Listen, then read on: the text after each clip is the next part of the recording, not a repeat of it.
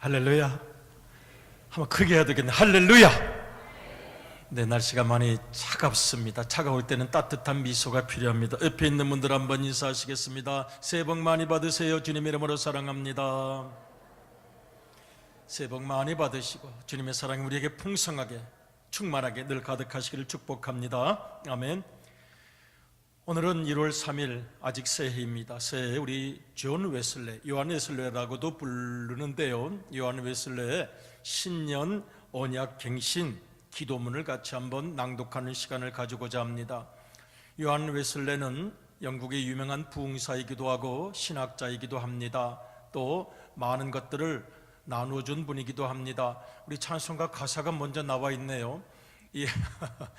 우리 서로에게 사인이 잘 맞은 건지 안 맞은 건지 화면에 떴으니까 한번 제가 같이 나누도록 하겠습니다. 형제 부흥사입니다. 형제 부흥사이고 형제 신학자이고 형제가 열심히 하나님의 사랑을 증거했는데요. 이 찰스 웨슬리는 동생입니다. 오늘 우리가 생각하고자 하는 것은 존 웨슬리인데요. 이 두 형제 목사님이 열심히 부흥성회를 하고 신학적으로도 활동을 많이 했습니다.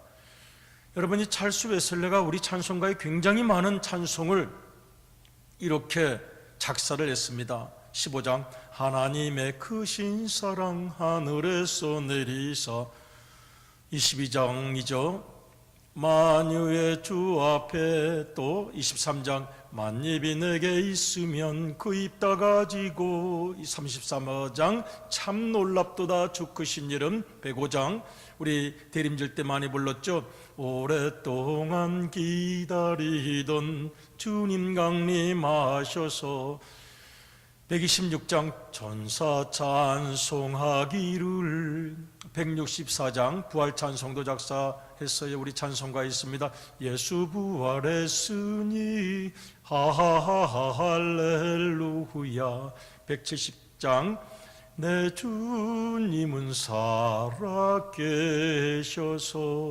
174장 대속하신 구주께서 구름 타고 오실 때, 280장은 너무나도 유명한 찬송이죠. 천부여 의지없소서. 522장도 유명합니다. 웬일인가 내 영제여 주 안이 믿다가, 죄값으로 지옥 형벌 받으면 안 된다는 가사가 간절합니다. 595장도 유명합니다. 나 맡은 본분은. 찰스 웨슬리 목사님이 이렇게 많은 찬송가 가사를, 사실은 평생에 더 많은 찬송가 가사를 쓰셨습니다. 형제 목사님께서 굉장히 많은 영향을 미치신 분입니다. 그런데 이 존 웨슬리는 감리교의 창시자다. 맞습니다. 감리교를 창시한 분이기도 합니다. 세계적인 부흥사다. 맞습니다. 그는 체구가 왜소했다고 해요. 그런데도 강철 같은 분이었습니다. 그야말로 전 세계를 나의 교구로 삼고 복음을 전하는 분이었습니다. 그런데 단순한 부흥 목사님이 아니었습니다. 단순한 선교사가 아니었습니다. 그는 신학자였습니다. 신학자로서 그가 굉장히 강조한 것이 있습니다. 바로 성화였습니다. 여러분이 신학적으로 조금 까다로운 단어라고도 생각하는 분들이 있는데, 이 성화라는 것을 존 웨슬리 목사님은 굉장히 중요하게 생각했습니다. 성화, sanctification, sanctify, 거룩해진다는 것입니다. 기독교인들이 구원받은 그 이후, 구원받은 이후 100년을 살아가고 200년을 살아가는데, 구원은 순간이지만, 내가 예수님을 믿습니다 하면 받는 은혜이지만, 성화는 몇백 년이 걸릴 수도 있고 우리가 살아가는 날 동안의 고민이기도 합니다. 이 요한 웨슬레는 바로 이것을 대단히 중요하게 생각했습니다. 기독교인들이 구원받은 그 이후에 삶의 여정에서 인격과 성품과 언어와, 특별히 웨슬레가 굉장히 많이 강조한 것이 구제였습니다. 그분은 우리의 지갑이 세례받지 않으면 아무것도 아니라고요.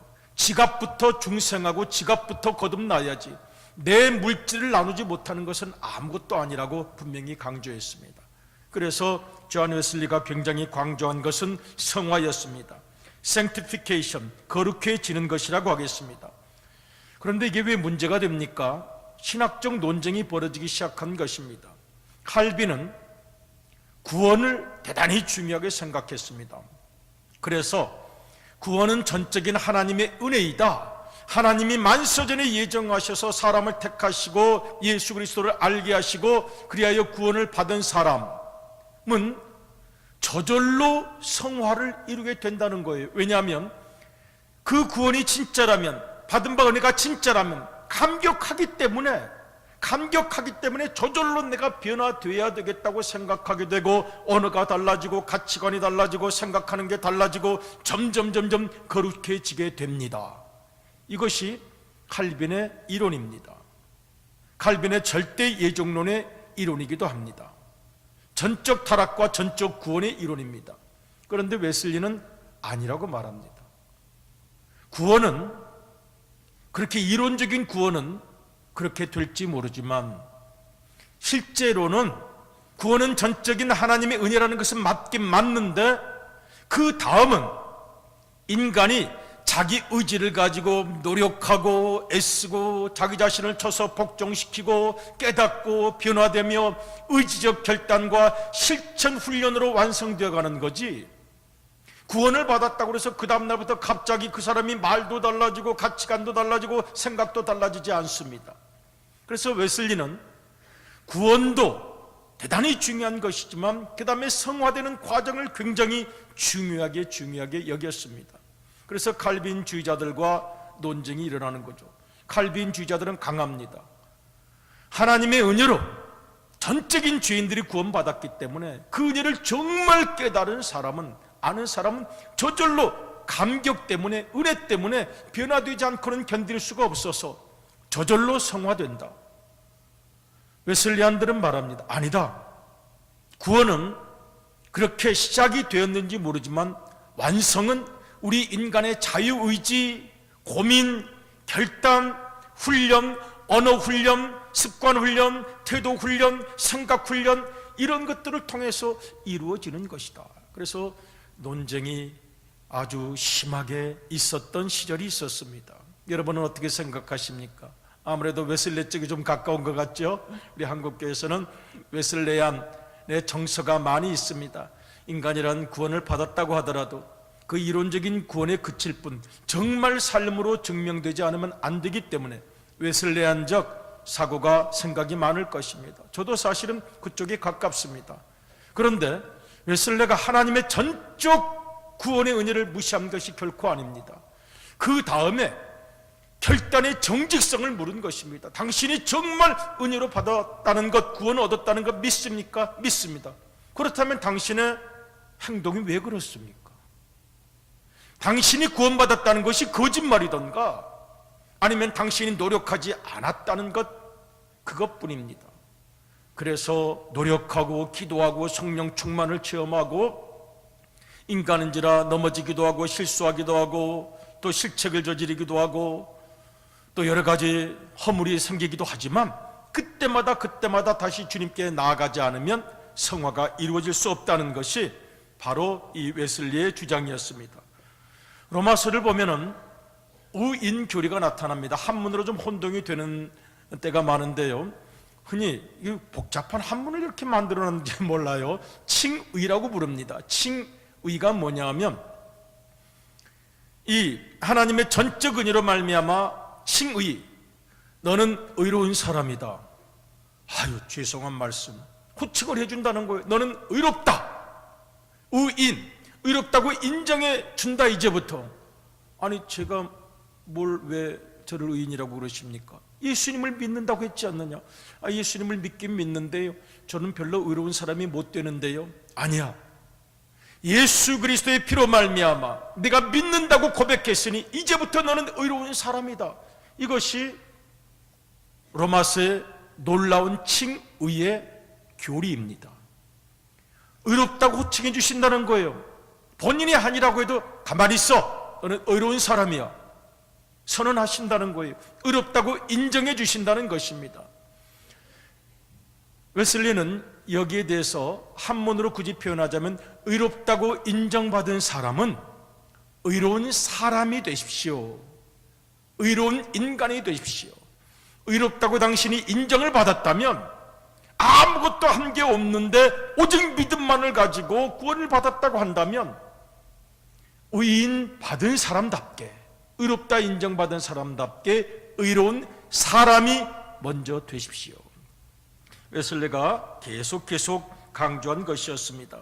그래서 이 언약 갱신 예배는 웨슬리가 대단히 중요하게 생각한 예배였습니다. 왜냐하면 그런 인간이란 내가 70년 전에 예를 들면 구원을 받았습니다. 예수님을 믿었습니다. 그런데 웨슬리는 믿지 않습니다. 하나님의 은혜를 믿지 않는다는 것이 아니라 인간의 의지를 믿지 않습니다. 인간이 얼마나 약한 존재라는 걸 알기 때문에 당신은 다시 갱신하십시오. 죽을 때까지 갱신하고 또 갱신하고 죽을 때까지 훈련하고 또 훈련하십시오. 한 번 받은 구원 가지고 오늘까지 인격 변화도 없이, 언어 변화도 없이, 습관 변화도 없이, 삶의 변화가 없이 질질 끌고 오지 마시고 날마다 갱신하고 또 갱신하고 또 다시 또 새롭게 리커미트 하시고 리데디케이트 하시고 다시 헌신하고 재결단하십시오. 웨슬리가 강조한 내용이었습니다. 그리고 실제로 요한 웨슬리 목사님은 그렇게 살았어요. 그는 1735년에 미국을 향해서, 원래 영국분인데 전도여행을 떠나죠. 동생과 같이 떠났습니다. 처음에는 청교도들이 미국을 갔는데 거기에서 그냥 믿음들이 다 떨어졌어요. 그래서 요한 웨슬리와 동생 찰스 웨슬리가 미국으로 가죠. 가서 거기를 복음화 시켜야 되겠다고 몇 년 동안 열심히 복음을 전하기도 합니다.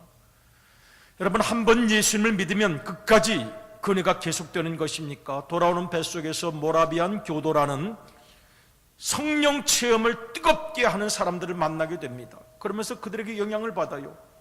야, 내가 복음을 전한다고 미국 땅까지 가서 거기에서 복음을 전하고 사실은 큰 성공을 거두지는 못했습니다. 오면서 지금 고민이 많았습니다. 뭐가 문제였을까? 왜 성령께서 별로 역사하지 않는 것 같았을까? 마음은 뜨거웠는데, 마음은 진실했는데, 그러다가 배가 폭풍을 만나게 되고 거기에서 기도하는 한 무리의 신앙인들을 만나게 됩니다. 그들을 보니까 내 믿음과 다른 것 같아요. 야, 저 사람들은 믿음이 나랑 다른 것 같다. 성령 충만, 은혜 충만, 분명한 확신, 변함없는 믿음, 위기 속에서 하나님께 부르짖는 마음. 그때 요한 웨슬리와 찰스 웨슬리는 또 다른 내적 부흥을 경험하게 됩니다. 이미 목사님이었고, 이미 부흥성회를 인도하러 간 사람이었고, 이미 믿음의 사람이었지만 또다시 새로운 은혜를 경험하게 됐습니다. 그리고 다시 영국으로 돌아가서 대부흥성회를 또다시 인도하게 됐습니다. 대각성 훈련을 시작을 하게 됐습니다. 우리 다시 한번 우리 신앙이 옛 껍질과 형태와 습관에 머물러 있지 말고 날마다 처음 믿는 것처럼, 새롭게 믿는 것처럼, 오늘 은혜 받은 것처럼, 오늘 성령을 체험한 것처럼 그렇게 삽시다. 그래서 대부흥 운동이 불일 듯 일어나게 되었습니다. 찰스 웨슬리와 함께 이 요한 웨슬리는 찬송가도 전하면서 복음을 전하면서 유명한 이야기를 하죠. 나의 교구는 전 세계요, 세계는 나의 일터다. 요한 웨슬리의 말로 너무나도 유명합니다. 그리고 선교사들이 꼭 마음에 품는 말이기도 합니다. 나의 교구는 전 세계입니다. 이 지역에만 머물러 있지 않습니다. 전 세계로 나가서 복음을 전하겠습니다. 또 그가 선언한 유명한 말씀이 있습니다. 이 세상에 예수 그리스도를 모르는 단 한 사람만 남아있더라도 나는 그 사람을 위하여 땅끝까지 달려갈 것입니다. 또 그런 유명한 말도 있습니다. 내가 하나님의 일을 하는 데는 수많은 동역자들이 다 필요한 것은 아닙니다. 말만 가지고 있는 사람이 필요한 것이 아니라 예수님을 위해 목숨을 던질 만한 단 한 사람의 동역자만 있어도, 예수님을 위해서 정말 목숨을 던지겠다는 단 한 사람의 동역자만 있어도 나는 하나님의 뜻을 이룰 수 있을 것이라고 생각합니다. 유명한 말씀을 많이 남겼습니다. 요한 웨슬리의 전기를 보면, 이야기를 보면 50년 동안 말을 타고서 지구를 10바퀴 이상 되는 거리를 다녔고 50이 넘은 나이에도 하루 평균 32km를 다니면서 복음을 전했고 89살로 하나님께 돌아가기 전까지 그야말로 새벽마다 가장 먼저 일어나서 하나님께 기도를 드렸던 위대한 믿음의 종이었습니다. 그가 평생에 강조한 것이 하나님 사랑, 이웃 사랑, 그리고 성령의 선한 열매를 구체적으로, 그분은 아주 그걸 강조했습니다. 구체적으로 당신의 삶의 현장 속에서 맺어가십시오. 말로만 하지 마십시오. 성화의 열매를 맺어가십시오라고 강조를 했습니다. 그래서 이 존 웨슬리 목사님이 신년이 되면은 날마다 언약 갱신 예배를 드렸습니다. 자, 새롭게 시작합시다. 오늘 처음 예수님 믿는 것처럼 다시 시작합시다. 그래서 1755년 그때 첫 언약 예배가 시작이 되었습니다. 그리고 매년 첫 번째 예배 때 함께 모여서, 이때는 아직 신년은 아니었습니다. 그 뒤로 조정이 되어가면서 매년 신년 첫 주일에 언약 갱신 예배를 드렸던 것입니다. 그것을 재헌신의 서약이라고 말할 수가 있겠습니다. 리커미트, 커미트먼트죠. 하나님, 새끼손가락 걸어 약속하겠습니다. 주님 뜻대로만 살겠노라고. 데디케이트, 내 모든 삶을 주님께 드리겠노라고. 다시 결심하고 서약합니다. 다시 한번 낡아버린 계약서는 다 찢어버리고, 낡아버린 언약은 다 찢어버리고, 새롭게 하나님 앞에서 제가 언약을 갱신하겠습니다 라는 의식의 예배를 드렸습니다. 오늘 우리가 여호수아서를 봉독을 했습니다. 여호수아서를 보면 여호수아 마지막 장에 여호수아가 느닷없이, 요즘 쓰는 말로 좀 뜬금없이 백성들에게 묻습니다. 백성들과 함께 가나안 땅에 들어왔습니다. 여러분, 가나안 땅에 들어오니까 그 땅이 적과 꿀이 그냥 흐르고 사람들이 여기 좋은 집이 있습니다, 아파트 있습니다 그랬습니까? 아니요. 죽을 둥 살 둥 싸워야 했습니다. 그게 무슨 가나안 백성들이 가만히 있어서 어서 오시옵소서 주인님 이런 땅이 아닙니다. 그래서 학자들에 따르면 15년 정도 끊임없는 전투를 한 것입니다. 끊임없이 싸운 것입니다. 그래서 계속 싸우고 또 싸우고 40년 동안 광야를 방황했는데 막상 가나안 땅에 들어가서는 최소한 15년 이상 그들은 싸워야 했습니다. 싸우고 또 싸우고 싸우고 또 싸우고. 그리고 어느 정도 가나안이 정복되었을 때, 백성들의 마음에 평화가 왔을 때 여호수아가 느닷없는 이야기를 합니다. 자, 이제 가나안 땅도 다 정복했는데 하나님 믿을 필요 없잖아. 떠보는 거죠. 여러분, 오늘날 이 시대에 교회들의 가장 큰 문제가 무엇입니까? 얼마 전에 호주에서 호주 원주민 백인같이 보이는 선교사 같은 분들이 왔어요. 그래서 제가 대화를 나누면서 호주에서 기독교는 어떻습니까? 아주 지금 낙후되어 가고 있습니다. 왜 그렇습니까? 그들에게는 하나님이 더 이상 필요하지 않습니다. 오락이 필요합니다. 즐기는 게 필요합니다. 놀러 가는 게 필요합니다. 그들은 하나님이 필요 없습니다. 자기들의 행복을 위해서 하나님이 필요한데 하나님 없어도 행복하니까, 하나님 없이도 잘 살아서 그들은 더 이상 하나님을 필요로 하지 않습니다. 여러분, 무엇을 위한 신앙입니까? 여호수아가 지금 이스라엘 백성들에게 묻는 것도 그런 내용입니다. 자, 그렇게 소원하던 가나안 땅도 다 정복했고 이제는 어느 정도 살 만큼 살게 되었고, 야, 하나님 필요 없잖아. 백성들이요, 하나님 이제 필요 없으니까 당신들 마음대로 살아. 마지막 유언같이 이야기를 하고 있는 것입니다. 한 번 더 읽어보겠습니다.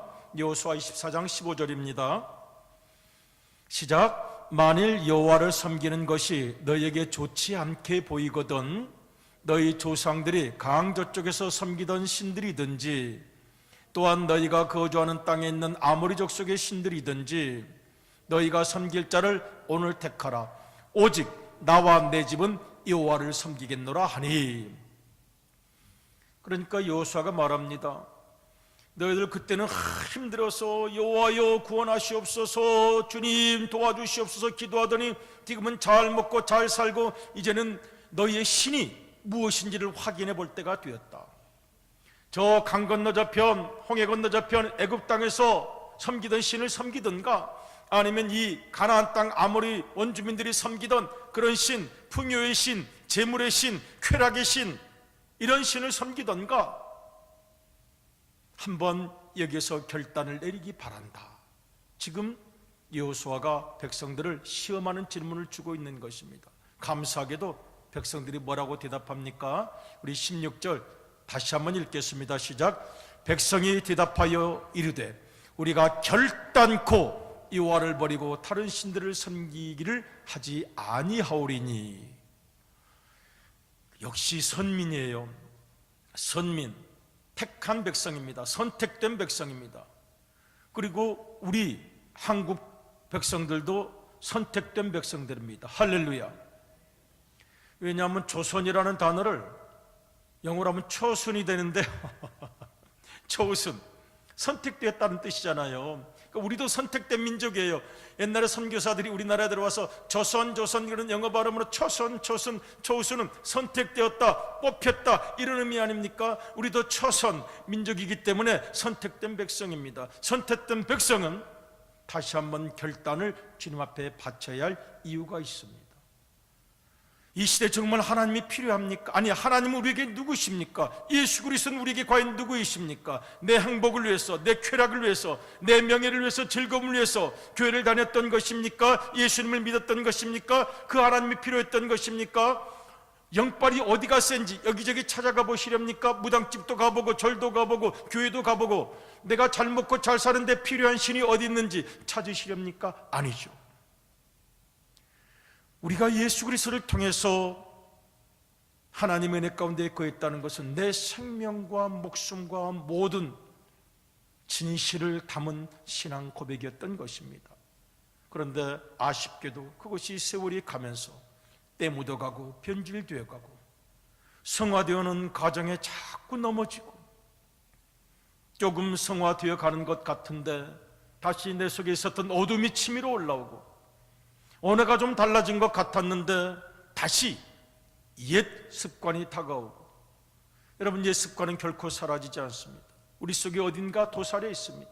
그러므로 날마다 갱신이 필요합니다.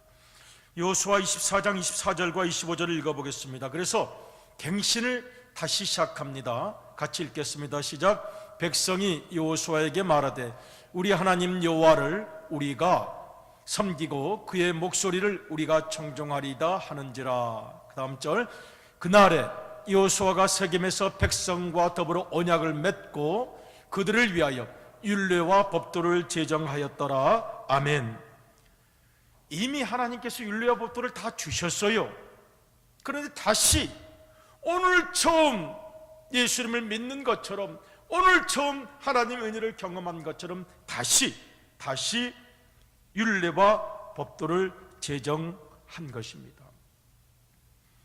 오늘 우리가 이 웨슬레 신년 개약 갱신 예배를 순서대로 다 하려면 굉장히 길어요. 제가 보니까 이건 너무너무 길다 싶어요. 다만 마지막 부분 이 기도문은 진지한 마음으로 읽고 싶습니다. 제가 영어로도 좀 한번 읽어봤는데요, 아주 의미가 깊어요. 그런데 번역을 하다 보니까 조금 그 맛이 좀 드러나지 않는 것도 있습니다. 그러나 그럼에도 불구하고 너무나도 진지합니다. 너무나도 진실합니다. 여러분 주보에 지금 다 나와 있으니까요, 칼럼란에 나중에 한번 참고해 보시기 바랍니다. 고백하는 마음으로 한번 읽겠습니다. 시작. 주님, 저는 이제는 더 이상 제 것이 아니라 주님 것입니다. 주님 뜻대로 저를 무엇이든지 사용하시고 주님 뜻대로 그 누구와도 있게 하소서. 저를 실천하는 사람이 되게 하시고 고난도 받을 수 있는 사람이 되게 하소서. 직분을 맡아도 직분을 맡지 않아도 오직 주님을 위한 삶이 되게 하소서. 높임 받아도 주님을 위하여, 낮아져도 주님을 위한 것이 되게 하소서. 늘 충만하게 하옵소서. 진실로 비울 수 있게 하옵소서. 모든 것을 소유하게 하옵소서. 아무것도 가지지 않게 하옵소서. 제가 가진 모든 것을 주님을 기쁘시게 하고 주님께서 사용하시도록 온 마음 다하여 바치게 하소서. 주께서 원하시는 대로 그 일을 감당하게 하소서. 계속 읽겠습니다. 하오니 영광스럽고 복되신 하나님, 성부 성자 성령이시여, 주님은 저의 것이며 저는 당신의 것입니다. 그렇게 되게 하옵소서. 땅에서 맺은 이 계약을 하늘에서 인준하여 주소서. 아멘. 주후 2018년 1월 며칠이죠? 3일 여러분 사인하시기 바랍니다. 이준원. 이제 계약하신 겁니다. 계약하신 겁니다. 오늘 몇 월 며칠이죠? 2018년 1월 3일 수요일 밤 다시 갱신하신 것입니다. 이제는 나는 주님의 것입니다. 이제 나는 주님의 것입니다. 주님의 뜻만을 위하여 살겠습니다. 성화되어 살겠습니다. 늘 충만하게 살겠고 세상 욕심은 완전히 비우겠습니다. 늘 주님께 매여 있되 세상으로부터는 자유하겠습니다. 이 고백, 오늘 이 저녁 드린 언약 갱신의 기도를 주님께서 받으셨으니 올 한 해도 승리하시기를 주님의 이름으로 축복합니다. 아멘.